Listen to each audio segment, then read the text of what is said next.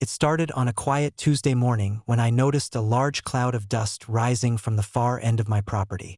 My neighbor's shed had been bulldozed, or so I initially thought. I grabbed my binoculars and focused on the commotion. My jaw dropped.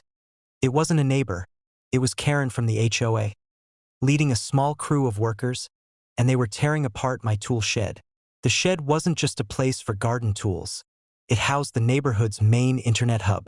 Years ago, I had installed it to provide high-speed internet to the entire community as part of a local initiative, and it had become indispensable for every household. Karen had apparently decided that because she disliked my presence, she could destroy property critical to the neighborhood's infrastructure. I ran to the edge of the property, calling Titan, my K9, and my personal security team. By the time I arrived, Karen and her crew had already demolished half of the shed, and the internet cables were being ripped out. I could see panic spreading through nearby homes as internet connectivity started failing. "Karen," I shouted, "step away from the shed. This is private property, and you are causing massive damage." She turned, a smug grin on her face. "I'm enforcing HOA rules. This shed is an eyesore, and we've decided it must go." I could feel my patience slipping. "This shed is my property. Not just mine, but it serves the community. You have no authority to destroy it. Step back before this gets worse." Ignoring me, she waved her crew on. Titan growled, stepping protectively in front of me, as if to warn Karen that her actions were about to have consequences. I immediately pulled out my phone and called the sheriff, reporting multiple instances of property destruction and trespassing. I also activated the live feed from my security cameras, broadcasting the incident directly to law enforcement. By the time the deputies arrived, Karen's crew was halfway through demolishing the shed. The officers quickly assessed the damage and ordered them to stop immediately. Karen tried to argue, but the footage from my cameras, coupled with the sheriff's presence, left her with no room to maneuver. The deputies informed her that her actions constituted criminal mischief, and she would be facing charges if she continued. While the officers handled Karen, I began assessing the damage. Cables were cut, equipment smashed, and the shed itself was in ruins.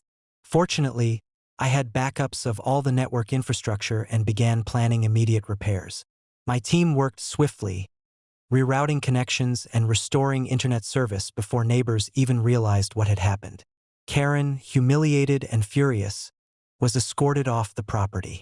She attempted to argue with the deputies one last time, but they made it clear private property rights superseded any HOA influence. Any future attempts to interfere would result in immediate arrest. By evening, the shed was temporarily repaired, and the internet was back online.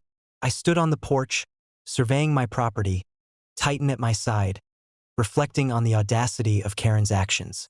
It wasn't just about destruction, it was about control, ego, and the belief that she could overstep legal boundaries without consequence. I decided to take additional measures. The shed would be reinforced with state-of-the-art security systems, cameras, and restricted access. Any future attempts to interfere would be met with both legal action and physical deterrence. The HOA would have to learn the hard way that my property was non-negotiable. In the days that followed, I reached out to neighbors to ensure they understood the situation. Many had been confused or panicked when the internet went down, and I explained that it had been an unlawful act, not a maintenance issue. Their support was unwavering, and the consensus was clear. Karen had overstepped in every way possible. The incident became a local example of how overreaching HOA members could be legally and decisively stopped. While Karen would likely continue her attempts to interfere, she now understood one crucial fact: my property, my rules, my authority.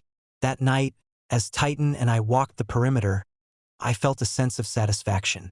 The shed had survived, the neighborhood was connected, and Karen's attempts to assert control had failed spectacularly. My land and everything on it was secure, and no amount of HOA interference could change that.